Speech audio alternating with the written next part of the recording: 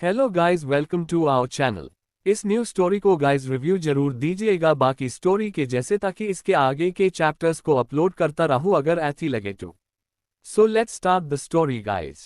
Chapter 1, तबाही का मंजर, जानत की मौत। माफिया की दुनिया, जिसे डार्क वर्ल्ड, काली दुनिया के नाम से जाना जाता है। डार्क वर्ल्ड में गवर्नमेंट के नजरों से बचकर हर तरह का गलत और गैरकानूनी काम होता है। ऐसा नहीं है सरकार को कुछ पता नहीं है, सब कुछ जाने के बाद भी इन माफिया का वह कुछ नहीं बिगाड़ सकते, क्योंकि कहीं ना कहीं उनकी सत्ता माफिया के हाथ में होता है। अगर वह चाहे तो कुछ मिनटों में सरकार बदल सकते हैं। जिसके पास पैसा और पावर होता है, राज भी उन्हीं का होता है। मॉस्को शहर से दूर समुद्र के बीचों बीच एक छोटा सा आइलैंड, जिसके चारों तरफ हाई सिक्योरिटी लगा था। दूर से देखने पर वहां सिर्फ जंगल दिखेगा, लेकिन अंदर जंगल के बीच कई बड़े बड़े बिल्डिंग बना था। शहर से दूर यहाँ एक अलग ही दुनिया बसा है, जिसे गुनाहों की दुनिया कहा जाता है।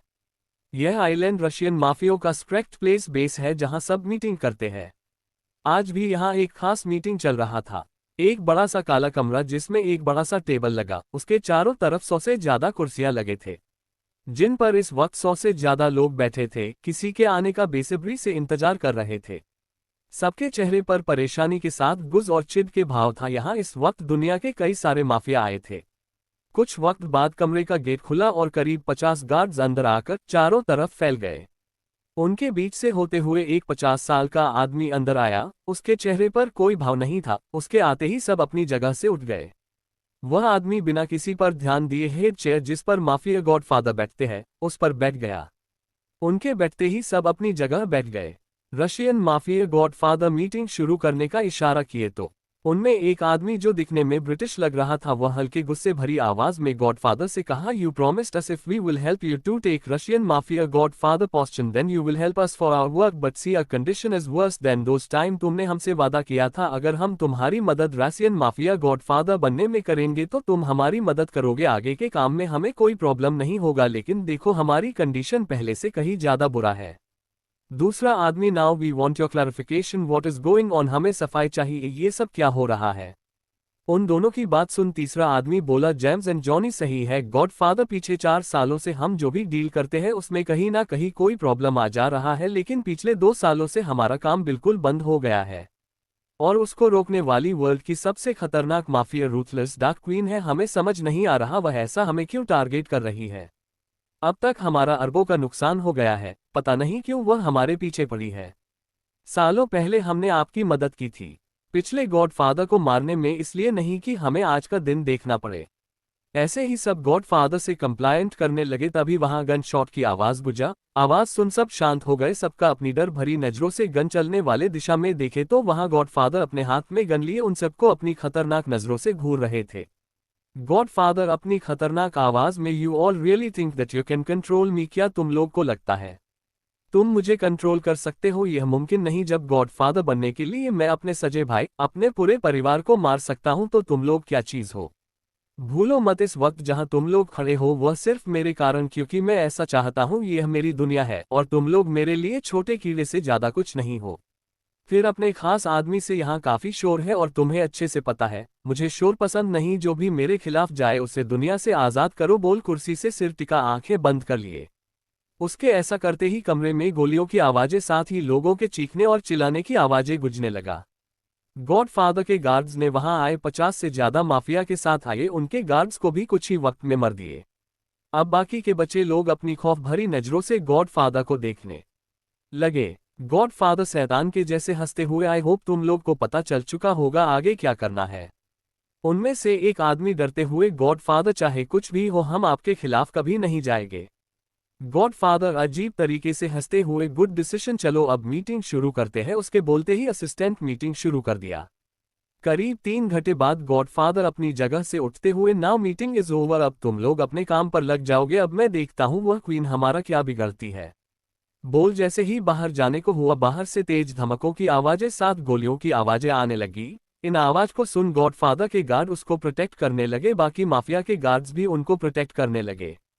कुछ वक्त बाद सब कुछ शांत हो गया। सब शांत होने के बाद गॉडफादर और बाकी माफिया उस बिल्डिंग के बाहर निकले।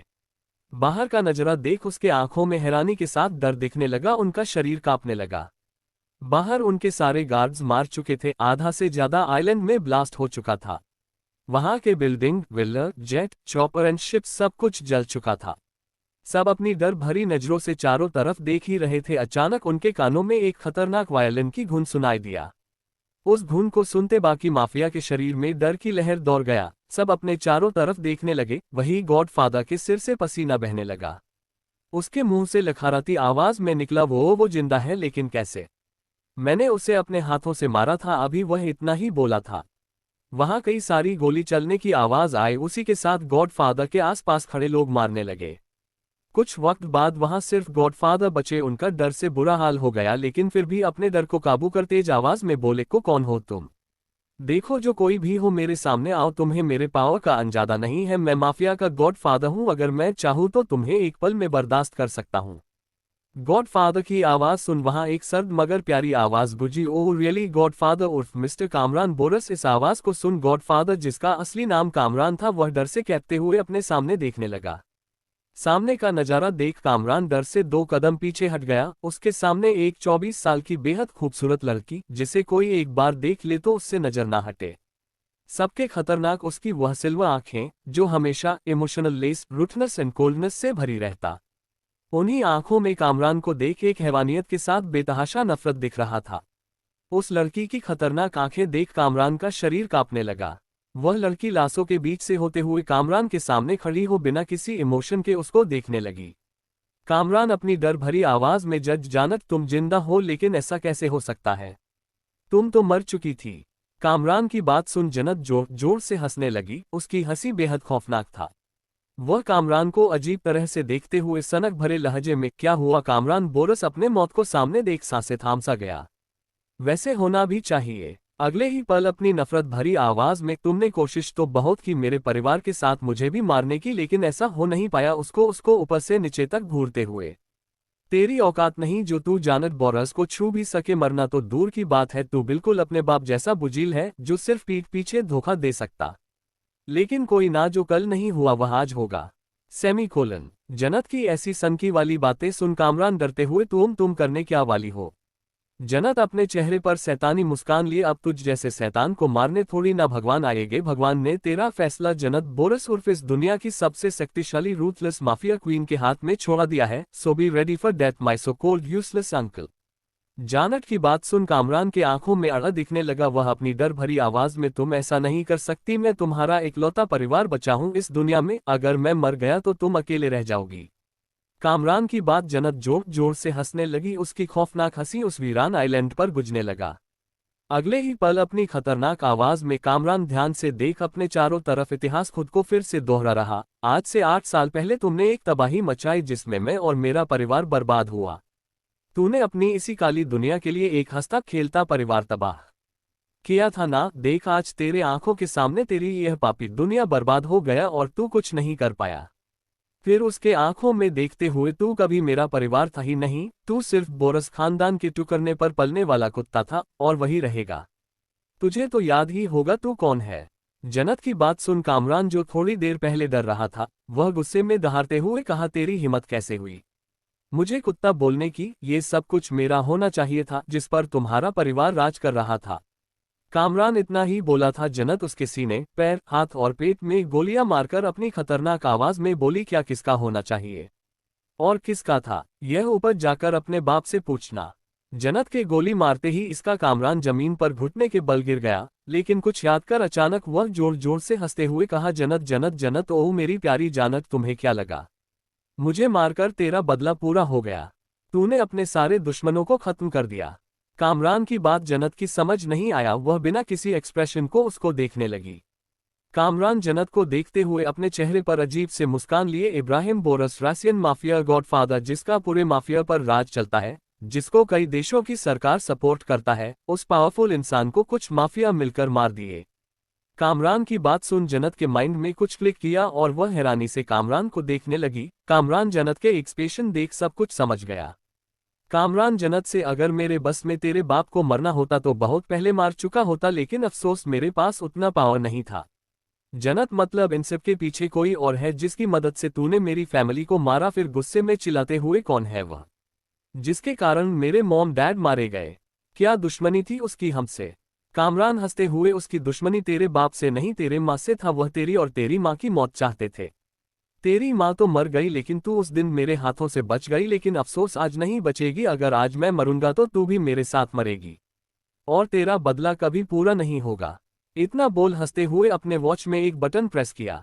उसके इतना करते ही उस आइलैंड के जमीन में कंपन होने लगा। फिर अचानक उस आइलैंड के चारों तरफ ब्लास्ट होने लगा, जिसे महसूस कर कामरान हंसने लगा। जन्नत जो कामरान की बात सुन कुछ सोचने लगी। अचानक उसका ध्यान अपने चारों तरफ गया। ब्लास्ट के कारण पूरा आइलैंड आग में जलने लगा। जन्नत के चारों तरफ आग से घिर गई, फिर भी उसके चेहरे पर कोई डर के भाव नहीं आया। अचानक उस आइलैंड पर एक जोरदार धमाका हुआ और पूरा आइलैंड आग के लापतों में घिर गया। जन्नत ऊपर आसमान की ओर देखते हुए नफरत भरी आवाज में कही, तुम जो कोई हो दुआ करना जन्नत वापस ना आए, क्योंकि अगर यह रूथलेस क्वीन वापस आए तो तू इतिहास बन जाएगा, एक दर्द भरा खौफनाक इतिहास। इतना बोल अपनी आंखें बंद कर ली। क्या इसी के साथ जन्नत की कहानी का अंत हो गया? क्या यही है जन्नत की कहानी का अंत या होगी एक नई शुरुआत?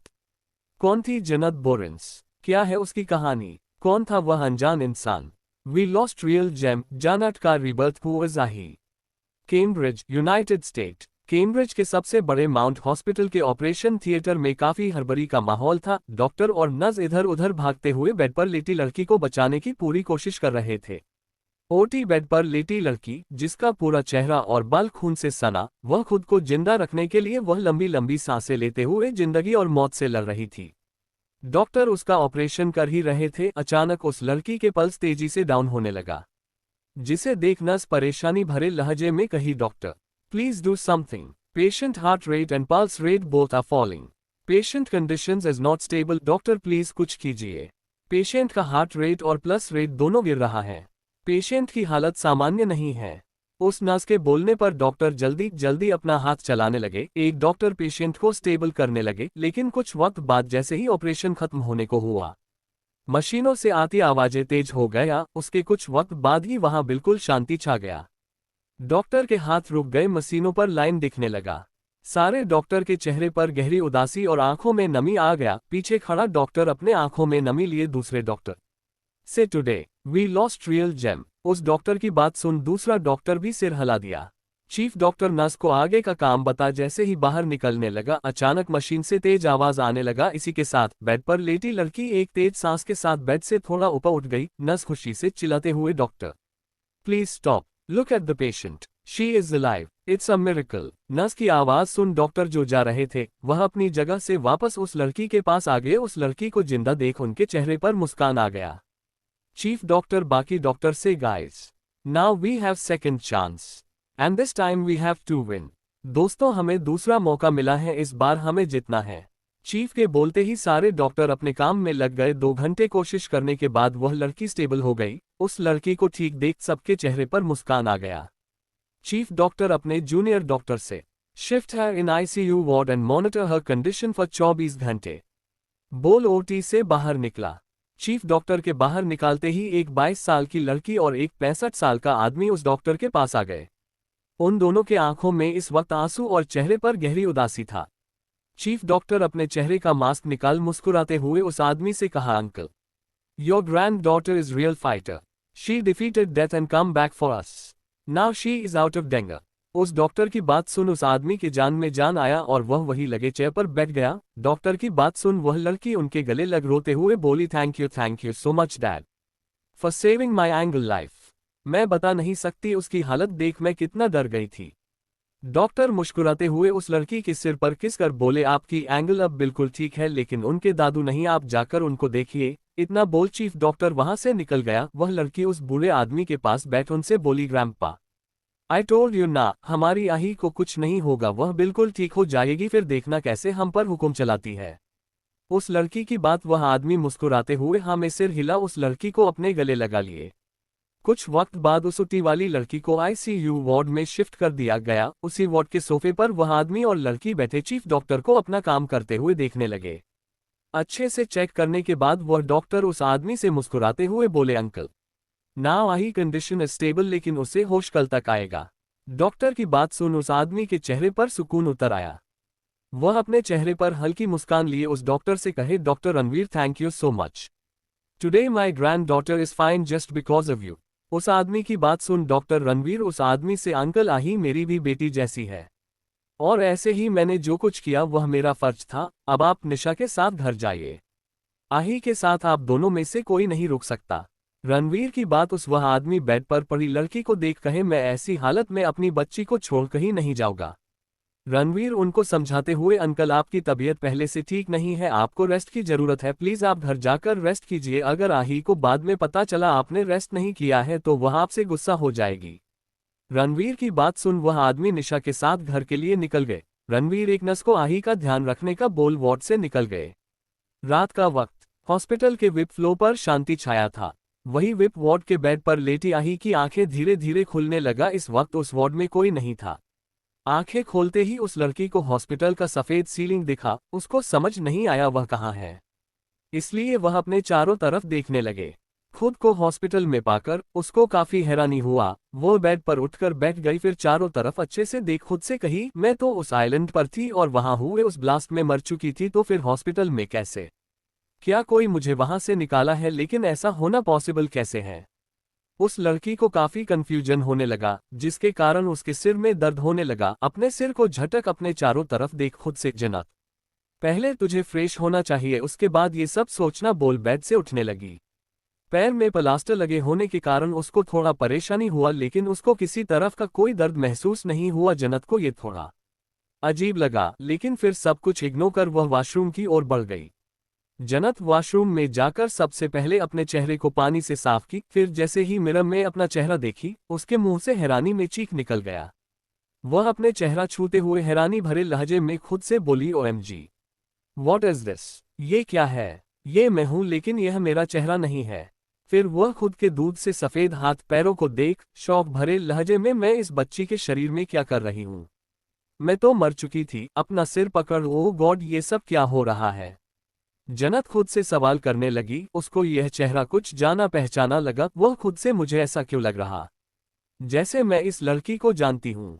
जन्नत अपने चेहरे को मिरर में देखते हुए कुछ याद करने लगी, तभी उसको इस लड़की की याद आया।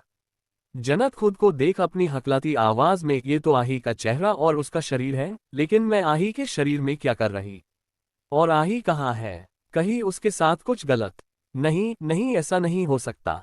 इतना सोचते हुए जन्नत के दिल में आही के लिए दर्द होने लगा। उसके दिमाग के काफी सवाल आने लगा, लेकिन उसको किसी जवाब का जवाब नहीं मिला। थोड़ी देर बाद खुद के इमोशन को कंट्रोल कर वह बाथरूम से बाहर निकल वार्ड में वापस आ गई। जन्नत बेड पर बैठ अपनी जिंदगी के बारे में सोचने लगी। उसको कुछ भी समझ नहीं आया, आखिर उसके साथ ये सब हो क्या रहा है। जन्नत को सबसे ज्यादा आही के लिए डर लग रहा था। जन्नत अभी सोच रही थी, तभी अचानक उस रूम में पीले सफेद रंग का रोशनी फैलने लगा। उसी के साथ वहां एक सुनहरे रंग का कपड़ा पहने खूबसूरत सी परी जन्नत के सामने मुस्कुराते हुए खड़ी हो गई। अचानक उस परी को अपने सामने देख भले ही जन्नत के आंखें में हैरानी के भाव आ गए, लेकिन उसका चेहरा एक्सप्रेशनलेस रहा। अलगे ही पल जन्नत बेड से उठ फाइटिंग पोस्चर में आकर उस परी को अपनी कठोर नजरों से घूरने लगी।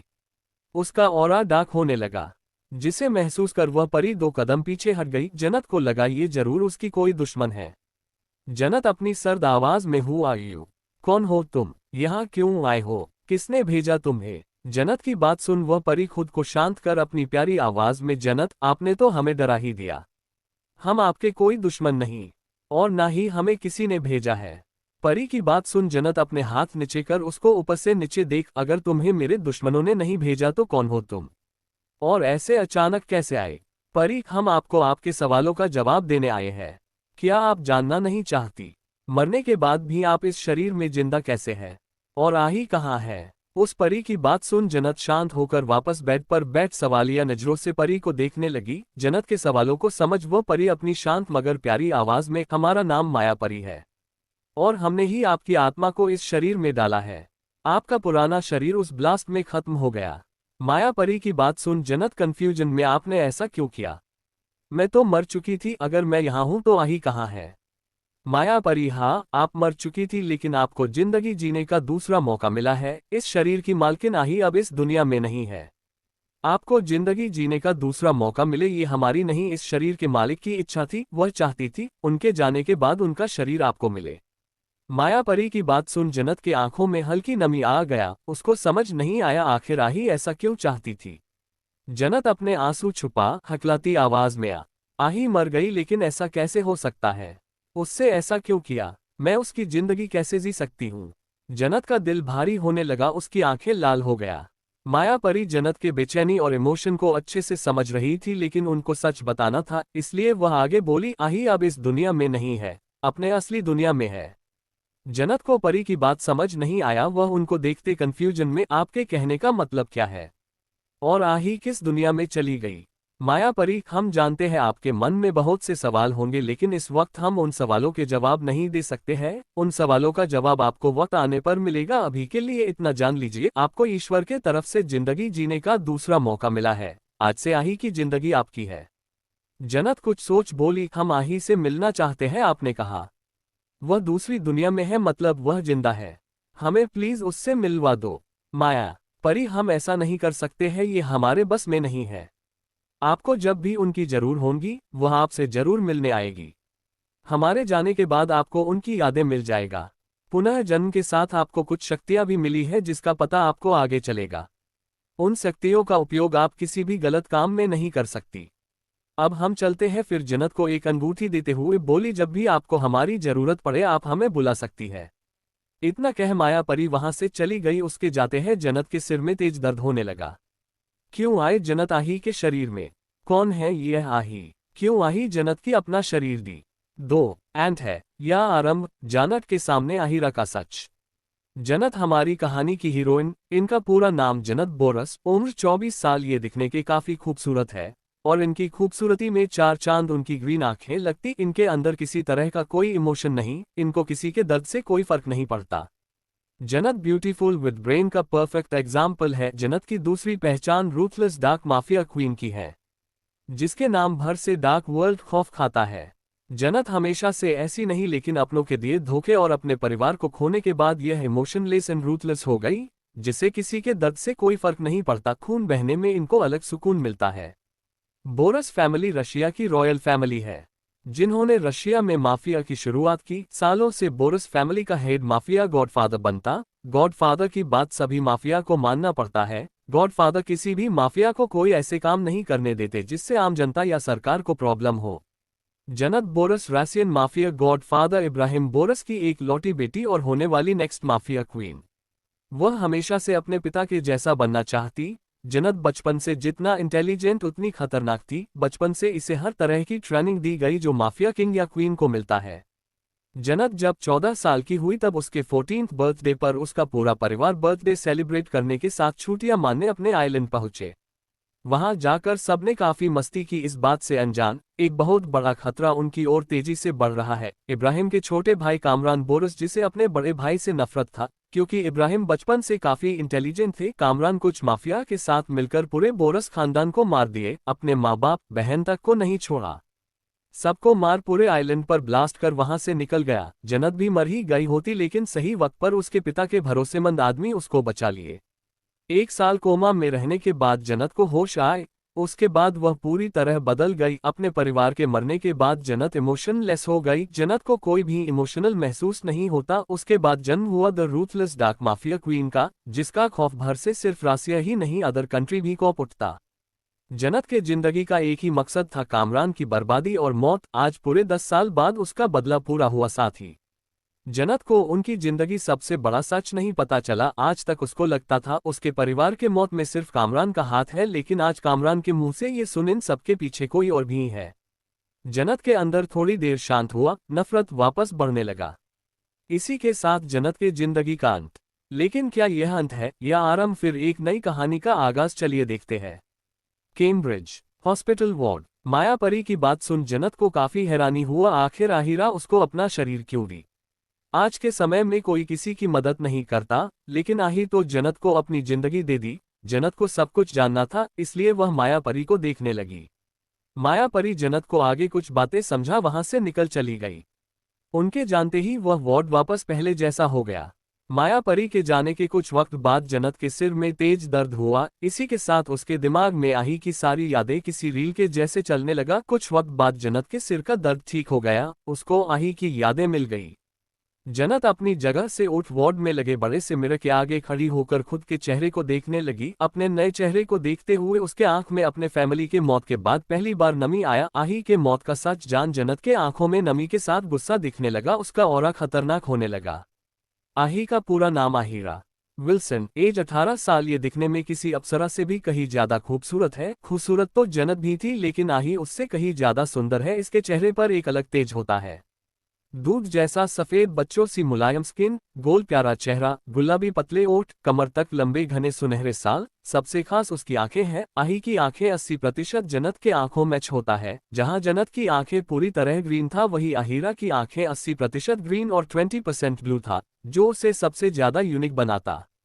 आहिरा विल्सन कैलिफोर्निया के सबसे बड़े बिजनेसमैन रॉबर्ट विल्सन की इकलौती ग्रैंड डॉटर है। आहिरा विल्सन फैमिली की जान है। आहिरा बचपन से काफी ज्यादा इंटेलिजेंट थी। इसका IQ आम बच्चों से 10 गुना ज्यादा था। महज 18 साल के उम्र में यह यूनाइटेड स्टेट के हार्वर्ड यूनिवर्सिटी से यह अपना मेडिकल की पढ़ाई कंप्लीट कर ली। आही डॉक्टर के साथ के अलावा एक साइंटिस्ट भी है, जो काफी कम वक्त में कई तरह के यूनिक प्रोजेक्ट बना चुकी है। She is genius. लेकिन कहते हैं ना, इंसान हर चीज में परफेक्ट नहीं होता। आही भले ही जीनियस थी, लेकिन दुनिया की बुराई का उसको कोई अंदाजा नहीं था। ये भी कह सकते हैं इसको कभी जरूरत ही नहीं पड़ा। आहिरा एक बहुत साफ दिल की, सब पर भरोसा करने वाली, सबकी मदद करने वाली प्यारी और मासूम लड़की है। आहिरा का दिल एक फरिश्ते का है। वो किसी को भी दर्द में नहीं देख सकती, जिसका फायदा हमेशा उसके आसपास के लोग उठाते। लेकिन उसके लाइफ में कुछ ऐसे भी लोग हैं जो उसको सबसे प्रोटेक्ट करते। आहिरा हार्वर्ड यूनिवर्सिटी से अपनी पढ़ाई पूरी करना चाहती थी, इसलिए विल्सन फैमिली उसकी बात मान लिए। कैलिफोर्निया से आहिरा कैम्ब्रिज हार्वर्ड यूनिवर्सिटी आ गई। आहिरा के कॉलेज में 4 दोस्त बने, Nisha Singhania, John, Leo and Marriott. Nisha और जॉन आहिरा से सीनियर है। दोनों अपने मेडिकल के फाइनल ईयर में है। इन दोनों की उम्र 23 साल है। दोनों आहिरा के काफी अच्छे दोस्त हैं। वह हमेशा आही को बड़े भाई बहन के जैसे प्रोटेक्ट करते, क्योंकि दोनों उससे बड़े थे। मैरिया और लियो भी आहिरा के काफी अच्छे दोस्त बन गए। वही लियो काफी हैंडसम था। वह हमेशा आहिरा का केयर करता, जिससे आही भी उस पर काफी ट्रस्ट करने लगी। आही को लियो का हेल्पिंग नेचर बहुत अच्छा लगता था, जिसके कारण वह लियो को पसंद करने लगी थी। जिसका पता जैसे ही लियो और मैरिया को चला, दोनों के दिमाग में एक शैतानी प्लान जन्म लिया। लियो आही को प्रपोज किया तो आही भी उसको एक्सपेक्ट कर ली। लियो और मैरिया आहिरा के कामयाबी से हमेशा जलते थे। मैरिया तो आहिरा से नफरत करती थी, जिस बात का मासूम आही को बिल्कुल अंदाजा नहीं था। उनका आहिरा की जिंदगी के आना, दोस्ती करने के पीछे भी उनका एक खास मकसद था। दरअसल आहिरा एक रिसर्च कर रही थी, जो ये मेडिसिन की दुनिया में एक बड़ा चेंज ला सकता है। यह उसके कैरियर के लिए काफी इंपॉर्टेंट था। लियो और मैरिया को आही के इस प्रोजेक्ट का काफी पहले से पता था। दोनों आही के प्रोजेक्ट कंप्लीट होने का इंतजार कर रहे थे। कुछ वक्त बाद उनका इंतजार खत्म हुआ। जब उनको आहिरा के रिसर्च कंप्लीट होने का पता चला, तो वह धोखे से उसका प्रोजेक्ट चुरा लिए। जब आहिरा दोनों को ऐसा करते देखी, तो दोनों आहिरा को कॉलेज के छत से धक्का देकर मारने की कोशिश किए। छत से गिरने के बाद दोनों को लगा आही मर चुकी है, इसलिए दोनों वहां से भाग गए। लेकिन उसी वक्त निशा और जॉन आहिरा को ढूंढते वहां पहुंच गए। फिर दोनों आहिरा को हॉस्पिटल ले आए। इन सारी बातों को याद कर जन्नत की आंखें गुस्से में लाल हो गया। कैसे कोई मासूम लड़की जो किसी को दर्द में नहीं देख सकती, उसके साथ ऐसा कर सकता है। जन्नत खुद से अक्स को मिरर में देखते हुए रुधी आवाज में, सॉरी लिटिल गर्ल, आपकी सुपर दिदू उस वक्त आपके साथ नहीं थी जब आपको मेरी सबसे ज्यादा जरूरत थी। लेकिन आज मैं आपसे प्रॉमिस करती हूँ, आपके दुश्मनों को बहुत बुरी मौत दूंगी, जिसके कारण आपकी मौत हुए उसको दर्दनाक मौत मिलेगा। मुझे नहीं पता तुमने मुझे अपनी जिंदगी जीने का मौका क्यों दिया, लेकिन मेरा तुमसे वादा है, आज से मैं जन्नत बोरस नहीं आहिरा विल्सन हूँ। तुम्हारे हर सपनों को पूरा करूंगी।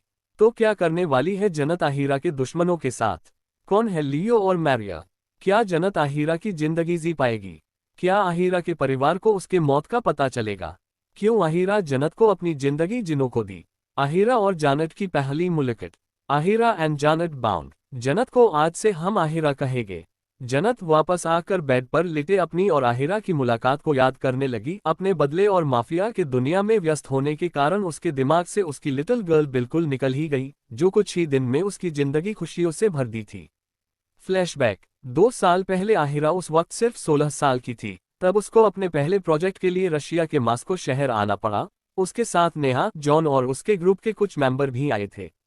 एक रात आहिरा और उसके दोस्त मास्को घूमने निकले। घूमते हुए आहिरा उनसे अलग दूसरी ओर निकल आए, जिस पर आहिरा का ध्यान नहीं गया। अचानक आहिरा का ध्यान रास्ते पर गया तो वह अपने चारों तरफ देखने लगी, लेकिन अपने दोस्तों को नहीं पाकर आही के चेहरे पर डर दिखने लगा। वह अपना फोन निकाल नेहा को कॉल करने लगी, लेकिन नेटवर्क वीक होने के कारण कॉल नहीं लगा। अब आहिरा का डर से बुरा हाल होने लगा। तभी अचानक आहिरा के सामने 6-7 लड़कों का ग्रुप आ गया। उन लड़कों को देख आहिरा डर से कुछ कदम पीछे हो गई। उसको फाइटिंग अच्छे से आता, लेकिन उसके लिए ये सब नया था, जिसे देख डर के कारण उसका माइंड काम करना बंद कर दिया। वह लड़के कुछ पल के लिए आहिरा की खूबसूरती में खो गए, लेकिन अलगे ही पल आहिरा के साथ जबरदस्ती करने की कोशिश करने लगे। आहिरा खुद की संभाल उनसे लड़ाई करने लगी, जिसे देख उन लड़कों को गुस्सा आने लगा और एक लड़का आहिरा को तेज थप्पड़ मारा, जिससे कारण वह जमीन पर गिर गई। आहिरा के गिरते ही वह लड़के जोर जोर से हंसने लगे। वही आहिरा रोने लगी। वह लड़के उनकी ओर बढ़ने लगे। आहिरा रोते हुए पीछे भागने लगी, लेकिन फिर दो लड़के उसको पकड़ लिए। आहिरा रो रही थी। उसी वक्त वहां से एक कार निकला। उस कार को देख आहिरा हेल्प के लिए चिल्लाने लगी, लेकिन वह कार नहीं रुका। आहिरा के आंखों से आंसू निकलने लगा, जिसे देख वह लड़के हंसने लगे। उन सब में एक लड़का शैतानों के जैसे हंसते हुए कहा, hey little girl, if you cooperate with us we will gentle for you and trust me after some pain you will also enjoy our company. छोटी लड़की, अगर तुम हमारा साथ दोगी तो हम तुम्हारे साथ जेंटल रहेंगे। इस बात का भरोसा रखो और विश्वास करो, थोड़ा दर्द के बाद तुम्हें भी हमारे साथ मजा आएगा। उस लड़के की बात सुन आहिरा रोते हुए डर से कांपने लगी। रोने के कारण उसके मुंह से आवाज निकलना बंद होने लगा। फिर भी वह उनसे बचने की कोशिश करने लगी। एक लड़का जैसे ही आहिरा के कपड़े फाड़ने को हुआ, उससे पीछे से बेहद ठंडी रूह को कपा देने वाली आवाज आया, लगता है कुछ ज्यादा गर्मी है तुम सब में। तभी एक बच्ची से अपनी प्यास बुझना चाहते हो। इस ठंडी आवाज को सुन उन लड़कों के शरीर में डर से सिहरन दौड़ गया। वह लड़के पीछे पलट जैसे ही बोलने वाले इंसान को देखे, एक पल के लिए उसका ऑरा देख उनके आंखों में डर दिखने लगा, लेकिन उनको जैसे ही एहसास हुआ सामने एक लड़की खड़ी है, उनके चेहरे पर गंदी मुस्कान आ गया।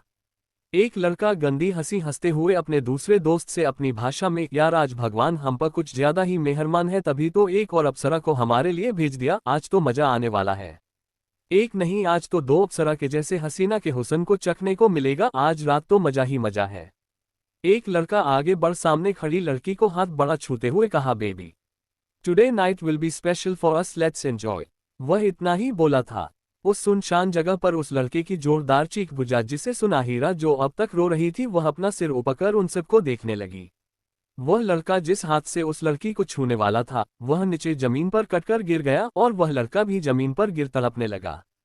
सब अपनी डर भरी नजरों से सामने खड़ी लड़की को देखने लगे, लेकिन शायद उनके लिए अब तक काफी देर हो चुका था। कुछ ही देर में उनकी दर्दनाक चीखें वहां गूंजने लगा, जिसे सुन आहिरा अपना फेस पैर से लगा रोने हुए कान पर हाथ रख ली। आखिर वह थी तो एक 16 साल की बच्ची ही।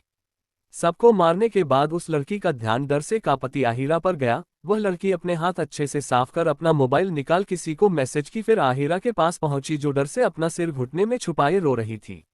वह लड़की अपना हाथ आहिरा के सिर पर रख अपनी सॉफ्ट आवाज में बोली, hey little girl, everything is fine, look at me, you are safe now. उस लड़की की इतनी प्यारी आवाज सुन आहिरा अपना सिर ऊपर कर उस लड़की को देखने लगी। सिर ऊपर करते ही आहिरा अपनी ग्रीन आई से उस लड़की के ग्रीन आई में टुकुर टुकुर देखने लगी। पता नहीं क्यों, लेकिन दोनों को एक दूसरे के पास होने पर अपनापन महसूस हुआ। आहिरा के सामने इस वक्त जन्नत खड़ी थी। जन्नत अपना हाथ आहिरा के आगे बढ़ा, अपने चेहरे पर हल्की मुस्कान लिए प्यार से बोली, लिटिल गर्ल डरो मत, अब आपको कोई कुछ नहीं करेगा, चलो उठो, मैं हूं आपके साथ। जन्नत की बात सुन आहिरा कुछ देर उसको अपनी मासूम नजरों से देखते रही, फिर बच्चों जैसे जन्नत का हाथ पकड़ खड़ी हो गई। जन्नत आहिरा के आंखों पर हाथ रख उसको अपने कार के पास लेकर आए, फिर अपने कार में बिठा वहां से निकल गई। इस वक्त आहिरा काफी डरी थी, इसलिए जन्नत उसको अपने साथ अपने फ्लैट लेकर आ गई। जन्नत के साथ होने पर आहिरा खुद को सेफ महसूस करने थोड़ी देर बाद आहिरा सब कुछ भूल नॉर्मल होकर जन्नत से बातें करने लगी। बातें तो आहिरा कर रही थी, जन्नत बस मुस्कुराते हुए उसकी बातें सुनने लगी। आज सालों बाद जन्नत के चेहरे पर मुस्कान आया। अगली सुबह जन्नत आहिरा को उसके होटल छोड़ वहां से जाने लगी। तभी आहिरा जन्नत के हाथ पकड़ मासूमियत से बोली, सुपर दीदू आप जा रही हो, प्लीज मेरे पास रुको ना, मुझे आपके साथ बहुत अच्छा लगता है। आहिरा के मासूम चेहरे को देख सालों बाद जन्नत के अंदर इमोशन जगा। वह आहिरा के गाल पर हाथ पर प्यार से बोली, बच्चा अभी मुझे जाना होगा, लेकिन अगली बार मैं पक्का आपसे मिलूंगी तो आपके साथ रुकूंगी। आहिरा भी उसकी बात मान ली, फिर जन्नत वहां से चली गई। वैसे ही आहिरा पूरे 1 महीना मस्को में रही और इस बीच आहिरा और जन्नत के बीच काफी अच्छा रिश्ता बन गया। आहिरा और जन्नत के बीच एक स्पेशल बॉन्ड बन गया। आहिरा जन्नत को अपने और अपने फैमिली के बारे में भी काफी कुछ बताए। वह चाहती थी जन्नत उसके साथ उसकी फैमिली से मिले, लेकिन ये पॉसिबल नहीं था। अपना काम खत्म कर आहिरा वापस आ गई। वही आहिरा के जाने के बाद वापस जन्नत की जिंदगी अंधेरे से भर गया। वह अपने काम में बिजी हो गई, जिसके कारण उसको आहिरा का ध्यान नहीं रहा। आहिरा हमेशा जन्नत से बात करती, लेकिन जन्नत उससे ज्यादा बात नहीं करती, क्योंकि उसको अच्छे से पता था अगर उसके दुश्मनों को आहिरा का पता चला तो वह खतरे में आ सकती है। Flashback and. ये सब याद कर जन्नत के ओठों हल्की दर्द भरी मुस्कान आ गया। वह खुद से कही, बच्चा काश मैं तुम्हारी बात मान लेती तो आज तुम और मैं दोनों जिंदा होते। कुछ वक्त बाद मेडिसिन के असर और कुछ कमजोरी के कारण जन्नत सो गई। नेक्स्ट मॉर्निंग जन्नत अपनी आंखें धीरे धीरे खोली। आंखें खोलते ही उसका ध्यान अपने चारों तरफ गया। तभी उसको कल की सारी बात याद गया। कल की बात याद आते ही उसको एहसास हुआ आज से वह अनाथ जन्नत नहीं बल्कि आहिरा है, जिसके पास उसकी पूरी फैमिली है। ये सब याद कर जन्नत के दिल में एक अगल एहसास हुआ, जिसे महसूस कर उसको सुकून मिला। अपनी फैमिली को खोने के बाद जन्नत दुनिया में बिल्कुल अकेले थी, लेकिन आज उसके पास एक प्यार करने वाली फैमिली के साथ कई लोग थे। आहिरा अभी अपने सोच में गुम थी, तभी वार्ड का दरवाजा खुला और वहां से 2 लड़के अंदर आए। एक की उम्र 27 और दूसरे की उम्र 23 साल होगा। दोनों एक दूसरे से बातें करते हुए अंदर आए, लेकिन जैसे ही उनका ध्यान बेड पर बैठी आही पर गया, जो टुकुर टुकुर उन्हें देख रही थी, उनके आंखों में नमी लेकिन ओठों पर मुस्कान आ गया। दोनों आही के पास आकर उसको एक साथ अपने गले लग गए। अचानक उन दोनों के गले लगते ही जन्नत को काफी अजीब लगा। उसका दिमाग उन्हें खुद से अलग करना चाहा, लेकिन दिल में सालों बाद एक गर्माहट महसूस हुआ, जिसे महसूस कर जन्नत की आंखें बंद हो गया। तो क्या सबको पता चल जाएगा जन्नत का सच? क्या जान पाएंगे सब आहिरा और जन्नत का सच? क्यों आहिरा अपनी जिंदगी जन्नत को दी? कौन है ये दोनों लड़के? अब कैसे करेगी आहिरा अपने दुश्मनों से सामना? 3 जन्नत का आही के भाई और पापा से मिलना। डॉक्टर की हैरानी। आही को होश में आया देख उन दोनों लड़के के चेहरे पर मुस्कान और आंखों में नमी आ गया। दोनों एक साथ आही के पास आकर उसे अपने लगे लगा लिए। ऐसे दोनों के अचानक गले लगने पर जन्नत को एक अजीब सी फीलिंग महसूस हुआ। उसके लिए यह फीलिंग काफी नया था। जन्नत का कोई भाई नहीं था, इसलिए उसको नहीं पता इस फीलिंग को क्या कहते हैं। जन्नत को उन दोनों लड़के के पास होने या उनके छूने से किसी तरह की कोई भी बुरी फीलिंग नहीं आया। इनफैक्ट उसको दोनों से गले मिल काफी सुरक्षित महसूस हो रहा था, जो उसके लिए काफी नया था। आज सालों बाद आही के बाद कोई इंसान ऐसे जन्नत को प्यार से अपने गले लगाया था। जन्नत को अपने दिल में एक गर्माहट महसूस हुआ। जन्नत को याद आया पहले लड़के का नाम एरिक विल्सन। विल्सन फैमिली के बड़े बेटे, उम्र 27 साल। ये दिखने में किसी हॉलीवुड एक्टर के जैसे। इनका लुक काफी हद तक अमेरिकन है, क्योंकि इनके फादर अमेरिकन लेकिन माँ इंडियन है। ये जितना हैंडसम उतना ही खतरनाक है। यह अपनी फैमिली से बहुत प्यार करता है, लेकिन सबसे ज्यादा अपनी छोटी बहन आहिरा से। आहिरा इनकी जान है। दूसरे लड़के का नाम एल्बर्ट विल्सन। विल्सन फैमिली के छोटे बेटे, उम्र 23 साल। ये भी काफी हद तक अपने भाई के जैसे दिखते हैं। यह मस्त मौला स्वभाव के इंसान है। इनकी जान इनकी बाबी डॉल मतलब इनकी प्यारी बहन आही में बसता है। एरिक और एल्बर्ट के ऐसे गले लगाने पर आहिरा को अपने बॉडी में दर्द होने लगा, लेकिन वह अभी कुछ नहीं बोलती। उससे पहले कोई उनके पास आकर तेजी से उन दोनों को आही से अलग कर दिया। आही कुछ समझती उससे पहले कोई उसको अपने गले लगा, प्यार से उसके सिर को सहलाते हुए फिक्र भरी आवाज में बोले, प्रिंसेस आर यू ओके? क्या आपको कहीं दर्द हो रहा है? इस आवाज को सुन आहिरा अपना सिर उठा गले लगाए इंसान को देखी तो उनको देखते ही उसके चेहरे पर एक प्यारी सी मुस्कान आ गया। वह आदमी आही को प्यार से अपने लगे लगा। एरिक और एल्बर्ट को घूरने लगे। सामने खड़े आदमी को देख जहां एरिक उनको घूरने लगा, वही एल्बर्ट साइड हो गया। इस आदमी का नाम एडवर्ड विल्सन, उम्र 55 साल। ये रॉबर्ट विल्सन के बेटे और इन तीनों के पिता है। एडवर्ड अपने तीनों बच्चों से बहुत प्यार करते हैं, लेकिन सबसे ज्यादा अपनी बेटी आही से। आही उनकी जान है। एरिक और एल्बर्ट का चेहरा काफी हद तक एडवर्ड से मिलता है। पूरे यूनाइटेड स्टेट में इनकी एक खास पहचान है। ये दुनिया के सामने एक रूड एंड हार्टलेस इंसान है, लेकिन अपने परिवार के लिए बिल्कुल आम इंसान। एडवर्ड अपने दोनों बेटे को घरते हुए, यू बोथ स्टूपिड बॉयज, तुम दोनों को नहीं दिख रहा मेरी प्रिंसेस को कितना चोट लगा है? फिर उसको इतने जोर से गले क्यों लगाया? देखो मेरी प्रिंसेस का पूरा चेहरा दर्द से लाल हो गया है। एडवर्ड की बात सुन एरिक और एल्बर्ट को एहसास हुआ अनजाने में कि दोनों अपनी बहन को हट कर दिए। दोनों को गिल्ट महसूस होने लगा। दोनों एक साथ आही को देखने लगे। उनके आंखों में आही के लिए फिक्र और प्यार साफ साफ देखा जा सकता है। एरिक आही को चेक करते हुए घबराहट भरी आवाज में, बच्चा आपको ज्यादा दर्द हो रहा? प्लीज बच्चा, अपने बिग ब्रो को माफ कर दो, मैंने ध्यान नहीं दिया। एल्बर्ट उदासी भरी आवाज में, सॉरी बाबी डॉल, प्लीज अपने ब्रो को माफ कर दो, आपको मेरे कारण दर्द हुआ। एरिक और एल्बर्ट को ऐसे परेशान और दुखी होता देख जन्नत को उनके लिए बुरा लगने लगा। वह बहुत अच्छे से जानती है आही के दोनों भाई उसके लिए कुछ भी कर सकते हैं। उसको समझ नहीं आया आखिर वह बोले तो बोले क्या, लेकिन कुछ तो बोलना था, इसलिए अपने चेहरे पर हल्की मुस्कान लिए आही अपनी प्यारी आवाज में बोली, bro please came down and don't worry, I am fine, मुझे दर्द नहीं हो रहा। आही की आवाज सुन दोनों भाई के दिल को शांति मिला। तभी फिर से वार्ड का गेट खुला, वहां से रॉबर्ट और डॉक्टर रणवीर बातें करते हुए एक साथ अंदर आए। आही को होश आया देख दोनों के चेहरे पर स्माइल आ गया, रॉबर्ट के आंखों में नमी आ गया। वह आहिरा के पास आ प्यार से उससे अपने गले लगा, इमोशनल होकर रुधी आवाज में बोले, प्रिंसेस आपने तो अपने बडी को डरा ही दिया था, आप सोच भी नहीं सकती है आपको वैसी हालत में देख मेरा क्या हाल हुआ था। रॉबर्ट की हालत आही अच्छे से समझ रही थी, इसलिए वह उनसे अलग हो अपनी क्यूट आवाज में बोली, उहू बडी आप इतना सेटी क्यों हो रहे हो? Your princess is very strong, look at me, I am fine. सबसे मिलने के बाद जल्दी डॉक्टर आही को चेक करने लगे, वहीं बाकी चारों वार्ड के दूसरी तरह खड़े होकर आही को देखने लगे। आहिरा को चेक करते हुए डॉक्टर के चेहरे पर हैरानी के भाव आ गया, लेकिन जल्द ही वह अपने एक्सप्रेशन को छुपा उसके कई टेस्ट किए। डॉक्टर आहिरा से, आही क्या इस वक्त आपको आपके पैर में कहीं दर्द हो रहा या बॉडी के किसी पार्ट में? आही नो डॉक्टर, मुझे कहीं दर्द नहीं हो रहा, इनफैक्ट मैं तो अच्छे से चल भी पा रही हूँ। प्लीज आप मेरे पैरों से यह प्लास्टर निकाल दीजिए, बोल उनको अपनी हरी आंखों से टुकुर टुकुर देखने लगी। आही को देख डॉक्टर रणवीर के चेहरे पर मुस्कान आ गया, वह मुस्कुराते हुए उसके पैरों से प्लास्टर निकाल उसको एक इंजेक्शन लाएंगे फिर रेस्ट करने का बोल वार्ड से निकल गए। डॉक्टर के जाने के बाद आही से वापस अपने फैमिली से बात करने लगी, सबसे बातें करते हुए आही सो गई।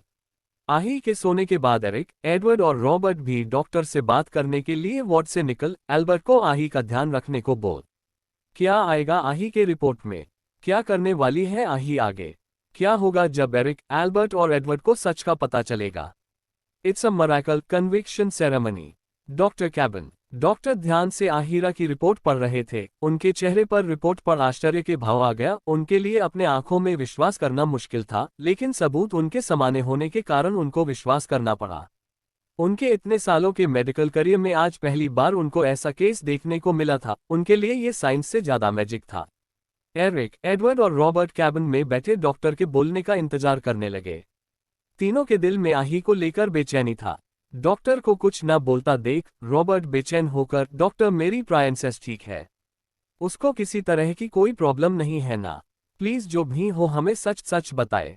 रॉबर्ट की बात सुन डॉक्टर अपने सामने बैठे तीनों इंसान को देखने लगे, जिनके चेहरे पर आहिरा के लिए डर और फिक्र देखा जा सकता है।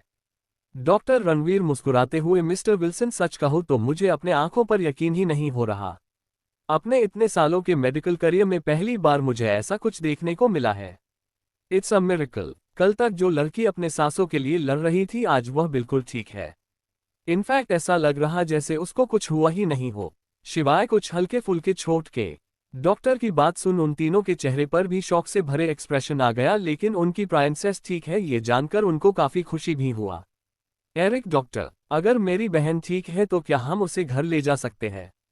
डॉक्टर वह ठीक है, लेकिन कंफर्मेशन के लिए 24 घंटे तक हम उनको मॉनिटर करेंगे, क्योंकि उनकी हेड इंजरीज काफी सीरियस था, बाद में किसी तरह का कोई प्रॉब्लम ना हो उसके लिए। उसके बाद आप लोग चाहे तो आहिरा को कल सुबह तक घर ले जा सकते हैं।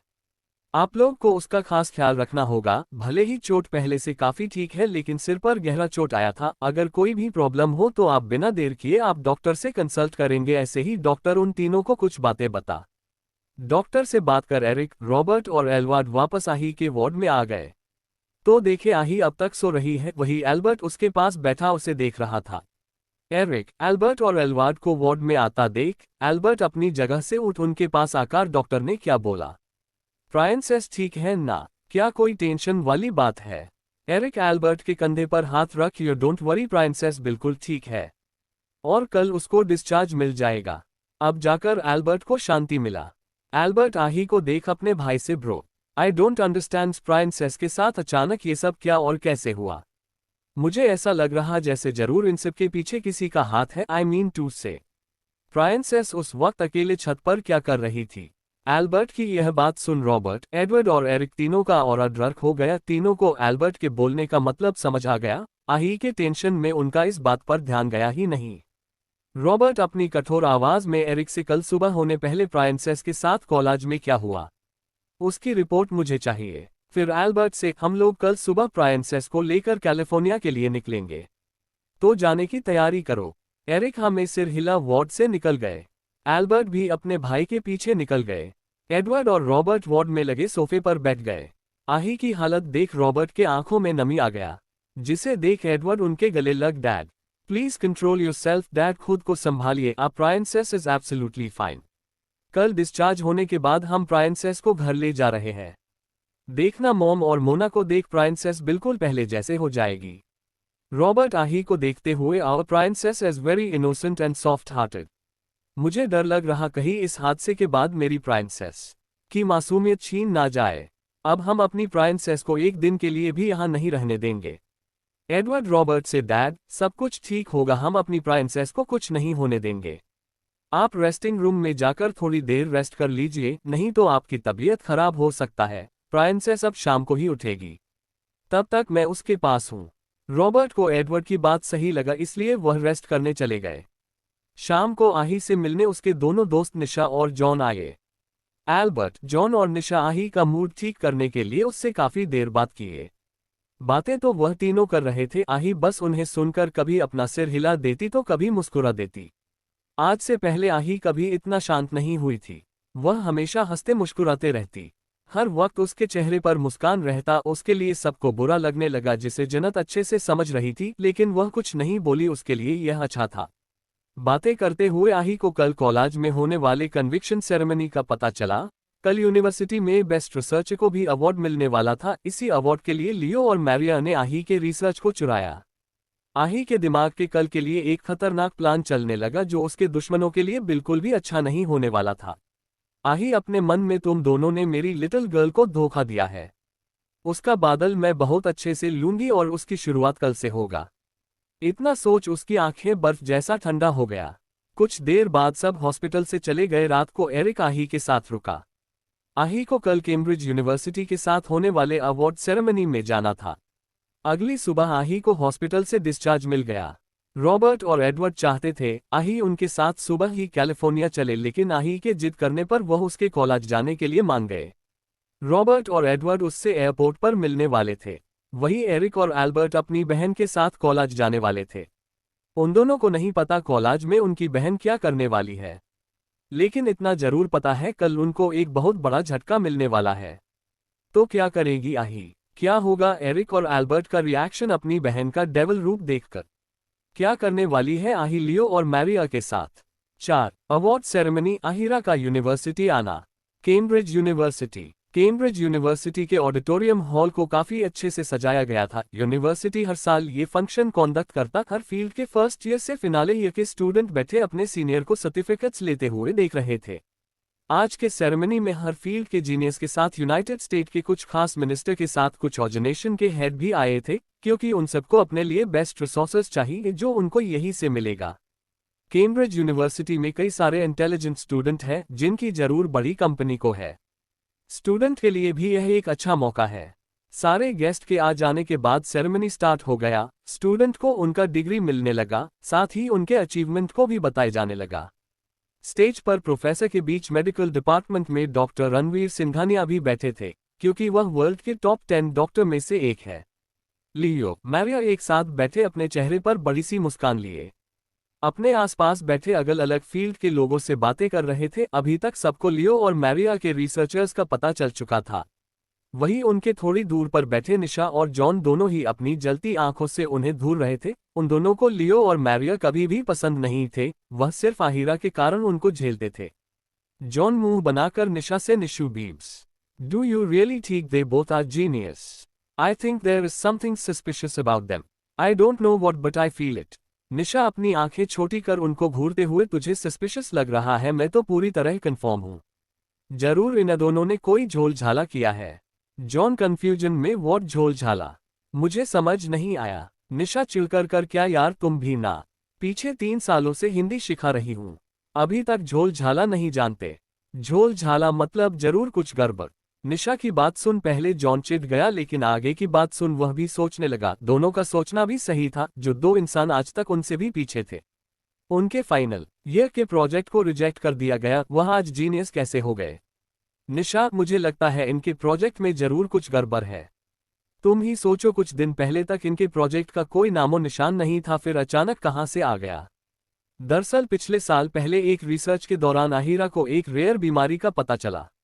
आमतौर पर इस बीमारी का पता डॉक्टर या मशीन से नहीं चला, लेकिन आहिरा खुद के द्वारा बनाए मशीन से इन सब का पता की। बीमारी जानने के बाद इसका इलाज का खोज भी आही की। ये प्रोजेक्ट उसके जिंदगी का सबसे बड़ा अचीवमेंट था, जिसके बारे में कोई नहीं जानता था। लेकिन लियो और मैरिया को इसका पता चल गया, जिसके बाद दोनों ने ये प्लान बनाया। John, you are right. फिर अचानक उसके दिमाग में कुछ आया जिसे सोचने भर से वह हैरान रह गया। जॉन हैरानी भरे लहजे में, बीब्स, कहीं ऐसा तो नहीं एंजल के एक्सीडेंट के पीछे इनका हाथ है? डू यू रिमेंबर 1 वीक पहले एंगल हमें अपने किसी खास प्रोजेक्ट के बारे में बता रही थी, जिस पर वह 1 साल से काम कर रही थी। जॉन की बात सुन अब निशा के एक्सप्रेशन भी चेंज हो गया, लेकिन कोई सबूत न होने के कारण दोनों शांत हो गए। भले ही इस वक्त उनके हाथ में कुछ नहीं था, लेकिन दोनों इतनी आसानी से इस मामले को छोड़ने वाले नहीं थे। बाद में इस मैटर पर बात करने का बोल दोनों सेरेमनी पर ध्यान देने लगे। थोड़ी देर बाद जॉन और निशा को उनका मेडिकल डिग्री के साथ बेस्ट स्टूडेंट का मेडल भी मिला। अपनी बेटी को मेडल मिलता देख रणवीर बहुत खुश हुए। जॉन और निशा को अब बस आही के आने का इंतजार था, क्योंकि कहीं ना कहीं दोनों को यकीन हो गया था आही के इस हालत के पीछे लियो और मैरिया का हाथ है। थोड़ी देर बाद वह वक्त आ गया जिसका लियो और मैरिया को बेसब्री से इंतजार था। दोनों को स्टेज पर बुलाया गया। एंकर दोनों को अवार्ड देने के लिए यूनाइटेड स्टेट के एजुकेशन मिनिस्टर को बुलाया। उनको अवार्ड मिलता उससे पहले वहां एक लड़की की मीठी मगर के ठंडी आवाज बुझा। वाई वॉज देयर सच अ हरी? इतनी भी क्या जल्दी है? कोष्टक। इस आवाज को सुन सब आवाज वाली दिशा में देखने लगे, तो सबकी आंखें वहीं पर जम सा गया। वही सामने से आती लड़की को देख लियो और मैरिया के चेहरे पर हैरानी के साथ डर दिखने लगा। वही जॉन और निशा के चेहरे पर बड़ी सी मुस्कान आ गया। सबके बीच से होते हुए आहिरा किसी क्वीन के जैसे आ रही थी। Black T shirt and black pant, जितनी सुंदर उससे कहीं ज्यादा खतरनाक लग रही थी। वही एरिक और एल्बर्ट चेहरे पर मास्क लगाए अपनी बहन के दोनों साइड बॉडीगार्ड के जैसे खड़े थे। तीनों इस वक्त डेविल्स लग रहे थे। अचानक वहां का तापमान गिरने लगा। अपने सामने आही को देख लियो और मैरिया बहुत ज्यादा डर गए, लेकिन जैसे ही उनको याद आया उनके किए का कोई भी सबूत आही के पास नहीं होगा, ये सोच शांत हो गए। आही को देख यूनिवर्सिटी के बाकी प्रोफेसर भी हैरान हो गए, क्योंकि सबको उसके एक्सीडेंट का पता चल गया था। सबको एनका की आवाज सुन होश आया। एनका आहिरा को देख, miss, why are you stop us? Do you have any problem? Miss, आपने हमें क्यों रोका? क्या आपको कोई समस्या है? कोष्टक। एनका की बात सुन आही के चेहरे पर डेविल मुस्कान आ गया, जिसे देख लियो और मैरिया अंदर से कांप गए। डर तो एनका भी गया, लेकिन उसके पास कोई और ऑप्शन नहीं था। आहिरा एनका से मुस्कुराते हुए, of course I have problem. फिर मासूम फेस बनाकर अपनी प्यारी आवाज में, actually before this award ceremony I want to give special gift to my dear friends Leo and Maria, and I am very sure you and my dear friend will love my gift, so please allow me to show it. हाँ, मुझे problem है। दरअसल award ceremony से पहले मैं अपने प्यारे दोस्त लियो और मैरिया को एक स्पेशल गिफ्ट देना चाहती है, और मुझे पक्का यकीन है मेरा गिफ्ट आपको और मेरे दोस्तों को बहुत पसंद आएगा। इसलिए प्लीज मुझे इसे दिखने की अनुमति दे। आही ये सब बोलते हुए इतनी क्यूट लग रही थी कि सब उसको देखते रह गए। सबकी नज़र अपनी बहन पर महसूस कर एरिक और एल्बर्ट का ऑरा डार्क होने लगा, जिसे महसूस कर सबका ध्यान उन दोनों को चला गया। लेकिन जैसे ही उनका ध्यान उनके कोल्ड आंखों पर गया, सबसे अंदर डर की लहर दौड़ गया। आही की बात सुन एंकर विप गेस्ट और बाकी सबको देखने लगा। सबसे परमिशन मिलने के बाद एंकर मुस्कुराते हुए, you can show your gift little angle. Anchor की बात सुन आही के चेहरे पर खतरनाक मुस्कान आ गया। वह अपना मोबाइल निकाल 30 सेकंड तक कुछ की, उसके बाद वहां लगे बड़े से प्रोजेक्टर पर एक वीडियो चलने लगा। आही लियो और मैरिया को देख अपनी एक आई विंक की, जिसे देख वह कांपने लगे। उनको कुछ गलत होने का एहसास होने लगा। सब प्रोजेक्टर की ओर देखने लगे। सामने चल रहे वीडियो को देख किसी को कुछ समझ नहीं आया, लेकिन लियो और मैरिया के पैरों तले जमीन खिसक गया। उन दोनों के साथ वहां बैठे 3 और इंसान के चेहरे पर भी डर दिखने लगा, जिसे देख आही के चेहरे पर खतरनाक मुस्कान आ गया। इस वक्त प्रोजेक्टर पर चल रहे वीडियो पर दिखाया जा रहा था कैसे लियो और मैरिया 3 लोगों के साथ मिलकर आहिरा से उसका प्रोजेक्ट लेने की प्लानिंग कर रहे थे। साथ ही आही के पता चलने के बाद उसको मारने की कोशिश किए। वह वीडियो पूरे 30 मिनट का था। उस वीडियो को देख वहां बैठे हर इंसान के आंखों में उन 5 के लिए गुस्सा दिखने लगा। सच जानने के बाद क्या होगा? कौन है वह 3 आदमी? कौन सी सजा देने वाली है जन्नत आही के दुश्मनों को? मैरिया की नफाट लेजेंड डॉक्टर शाइन। ओम नमः शिवाय। Hello friends, I hope you all are fine. Then let's start. Cambridge University. सामने प्रोजेक्टर पर चल रहे वीडियो में लियो और मैरिया के साथ 3 इंसान और था, जिनके बारे में कभी कोई सोच तक नहीं सकता है। तीनों दुनिया के नज़र में काफी शरीफ इंसान है। पहला इंसान कैम्ब्रिज यूनिवर्सिटी के मेडिकल डिपार्टमेंट के हेड मिस्टर हेनरी स्मिथ, जो दुनिया के सामने एक महान डॉक्टर है, लेकिन काली दुनिया में इनका अलग पहचान है। मेडिकल डिपार्टमेंट के हेड होने के कारण इनको यूनिवर्सिटी में हो रहे नए पुराने सारे रिसर्च का पता रहता है। इनका मकसद आहिरा के बनाए रेयर मेडिसिन को हथिया कर उसे ब्लैक मार्केट में बेच पैसे कमाना था। साथ ही आही के बनाए मशीन को भी ये ब्लैक मार्केट में बेचने वाले थे। जो इन सब में इनका साथ mister Dalton Brown, Leo's father and mister Martin मिला, मैरिया एस फादर दे रहे थे। जहां मार्टिन के कई सारे हॉस्पिटल और फार्मेसी था, वही डेल्टन भी इस बिजनेस में इन्वॉल्व थे। दोनों की कंपनी मर्ज था। आज से पहले भी ये लोग ऐसा काम सबसे बचकर कर चुके थे। स्टूडेंट या प्रोफेसर के बनाए मशीन हो या दवाई, सबको ये लोग गवर्नमेंट के नज़र से छिपाकर ब्लैक मार्केट में बेचते। यूनिवर्सिटी में होने वाले सारे इश्यू को हेनरी संभाल लेते। उस वीडियो में लियो और मैरिया के सच्चाई के साथ डेल्टन, मार्टिन एंड हेनरी के काले कामों की सच्चाई भी था। सच जानकर वहां आए अदर बिजनेसमैन के साथ मिनिस्टर भी हैरान रह गए। उन सब के लिए यह बहुत बड़ा झटका था। गलत दवाई के कारण ना जाने कितने ही लोगों की मौत हो चुका है और उसके पीछे इन तीनों का हाथ था। As a doctor, Leo and Maria के गलती के कारण 20 लोगों की जान जा चुका था, जिसे ये लोग आसानी से छुपा लिए। दरअसल डेल्टन और मार्टिन यूनिवर्सिटी के ट्रस्टी में शामिल है, इसलिए किसी को इनके गलत काम का पता नहीं चला। अब इनको कौन ही बताए? चाहे ये लोग कितने भी बड़े तोप हो, लेकिन हमारी डार्क क्वीन के आगे फुसकी बम से ज्यादा कुछ नहीं है। करीब 30 मिनट बाद प्रोजेक्टर बंद हो गया और वहां लाइट आ गया। सब गुस्से भरी नजरों से लियो, मैरिया, डेल्टन, मार्टिन एंड हेनरी को देखने लगे। उन पांचों अपने आंखों में डर लिए सबको देखने लगे। लेकिन जैसे ही मैरिया का ध्यान आही पर गया, उसके आंखों में नफरत दिखने लगा, जिसे देख आही के चेहरे पर डेविल मुस्कान आ गया। वही अपनी बहन पर मैरिया की नफरत भरी नजरें महसूस कर एल्बर्ट और एरिक की आंखें लाल हो गया। उनका सच सबके सामने आ गया था। अब वह चाहकर भी कुछ नहीं कर सकते हैं। आही उनको सफाई देने का मौका भी नहीं छोड़ी। लेकिन कहते हैं ना लातों के भूत बातों से नहीं मानते। मैरिया आही से नफरत भरी आवाज में, yes I do everything and trust me, if I anyone give me one chance I will you kill you again because I hate you. हाँ, मैंने ये सब किया और यकीन मानो अगर कोई मुझे एक मौका दे तो मैं तुम्हें फिर से मरूंगी, क्योंकि मैं तुमसे नफरत करती हूँ। फिर आही को ऊपर से नीचे देखते हुए, look at your self. Who are you? What is your identity? Front of me you are nothing. I am Maria Miller. And you are such a poor girl. You have no right to stay this university. खुद को देखो, कौन हो तुम? क्या है तुम्हारी पहचान? मेरे सामने तुम कुछ भी नहीं हो। मैं मैरिया मिला हूँ और तुम एक गरीब लड़की। तुम्हारे पास इतना भी अधिकार नहीं जो तुम इस यूनिवर्सिटी में रह सको। मैरिया की बात सुन वहां खड़ा हर इंसान उसको ऐसे देखने लगा जैसे किसी पागल को देख रहा हो। सबके सामने इतना बड़ा सच था, लेकिन फिर भी वहां ही को नथिंग बोल रही थी। अपनी प्राइंसेस के बारे में ऐसी घटिया बात सुनकर एल्बर्ट और एरिक का गुस्सा आउट ऑफ कंट्रोल हो गया। एरिक अपनी खतरनाक आवाज में, ओह रियली मिस मिला, she is nothing front of you. उसकी आवाज सुन सब उसको देखने लगे। आही भी अपने भाई को देखने लगी, फिर अपने चेहरे पर अजीब सी मुस्कान लिए। बट वॉट हैपन इफ मिला family don't exist in this world. उसके इतना बोलते ही मार्टिन का फोन बजाने लगा। सबका ध्यान मार्टिन पर चला गया। एरिक आंखों से फोन उठाने का इशारा किया तो वह फोन उठाया। सामने वाले इंसान की बात सुन वह धड़ाम की आवाज से जमीन पर गिर गया। कुछ वैसा ही डेल्टन के साथ हुआ। दोनों की कंपनी बर्बाद हो चुका था, जिसके पीछे एरिक का हाथ था। एरिक मैरिया से, now tell me who are you? You are zero. फिर आही को अपने आगे कर सबको और खासकर मैरिया को देख तेज आवाज में, everyone want to know who is she, then I will introduce her. सब जानना चाहते हैं ये कौन है, तो मैं इनकी पहचान करता हूँ।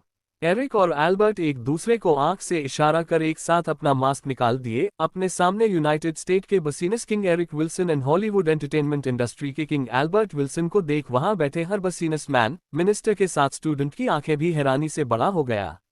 रॉबर्ट और एडवर्ड का देश में भले ही अलग पहचान था, लेकिन एरिक और एल्बर्ट उनसे आगे निकल चुके थे। विल्सन फैमिली का यूनाइटेड स्टेट के इकोनॉमी में बहुत बड़ा हाथ है, ये बात सब लोग जानते हैं। एल्बर्ट सबको देख अपनी कोल्ड वॉइस में, she is Ahira Wilson, Wilson family one and only princess. This is only her identity that given by her family, but she has made own identity. She is world number doctor shine. ये है अहीरा Wilson, Wilson family की इकलौती princess. ये पहचान उसको अपनी family से मिला है, लेकिन इसने दुनिया में अपनी पहचान खुद बनाई है। ये है वर्ल्ड की नंबर डॉक्टर शाइन। कोष्टक शाइन नाम सुन वहां बिल्कुल शांति छा गया। सब आंखें फारे आही को देखने लगे। भला यहां कौन शाइन को नहीं जानता? She is medical legend. सबकी नजर अपनी बहन पर देख एल्बर्ट और एरिक को गुस्सा आने लगा।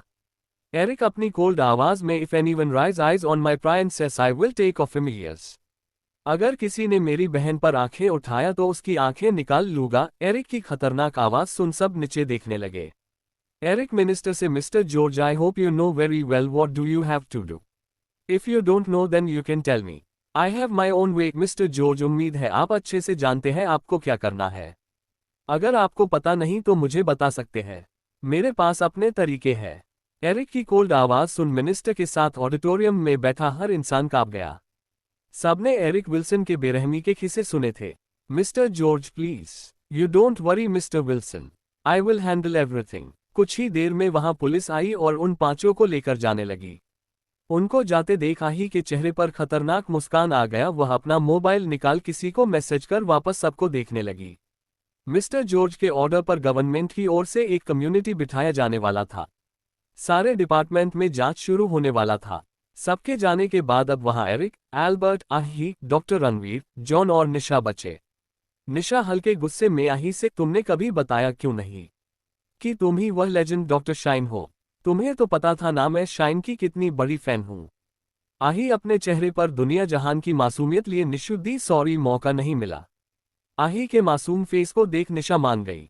जॉन खुश होकर, गाइज मैं तो आज बहुत खुश हूं, फाइनली आज मुझे इतने महान डॉक्टर से मिलने का मौका तो मिला। ये सुन सब हंसने लगे। डॉक्टर रणवीर, आही से एक प्रोफेसर होने के नाते हमें आप पर गर्व है बच्चा, ऐसे ही आगे बढ़ते रहो। आही उनकी बात सुन मुकुरा दी। फिर थोड़ी देर बाद कर सब वहां से निकल गए। जॉन कैलिफोर्निया का था, लेकिन वह कुछ दिन बाद जाने वाला था। डॉक्टर रणवीर और निशा को इंडिया के लिए निकलना था। आही, एरिक और एल्बर्ट के साथ यूनिवर्सिटी से निकल गई। कुछ वक्त बाद उन पांचों के किए हर गलत कामों की खबर मीडिया को मिल गया। कुछ ही घंटे में उन पांचों की जेल से भाग जाने की खराब आने लगा। जहां एक तरफ आही अपने फैमिली के साथ कैलिफोर्निया के लिए निकल गई, वहीं निशा अपने पापा रणवीर सिंघानिया के साथ इंडिया के लिए निकल गई। निशा आही के साथ जाना चाहती थी, लेकिन उसका इंडिया जाना भी जरूरी था। कुछ घंटे बाद उनका जेट कैलिफोर्निया के एयरपोर्ट पर लैंड हुआ। एयरपोर्ट के चारों तरफ ब्लैक ड्रेस पहने गार्ड्स खड़े थे। Robert, Edward, Eric and Albert jet से बाहर निकले। आही जेट में ही सो चुकी थी, इसलिए एरिक उसको अपने गोद में लिए आगे बढ़ने लगा। इस वक्त वह चारों ब्लैक ड्रेस में डेविल लग रहे थे। पूरे एयरपोर्ट विल्सन फैमिली के गार्ड्स फैले थे। उनके ड्रेस पर W का सिंबल था। एयरपोर्ट से बाहर 30 से ज्यादा ब्लैक कार खड़ा था। उनके आते ही गार्ड्स डोर ओपन किए। एक कार में एडवर्ड एंड रॉबर्ट बैठ गए, वही दूसरे में एरिक, आही एंड एल्बर्ट बैठ गए। उनकी कार तेजी से कैलिफोर्निया के सड़कों पर दौड़ने लगा। तो कैसी होगा जन्नत के आगे का सफर? क्या सजा देने वाली है डार्क क्वीन?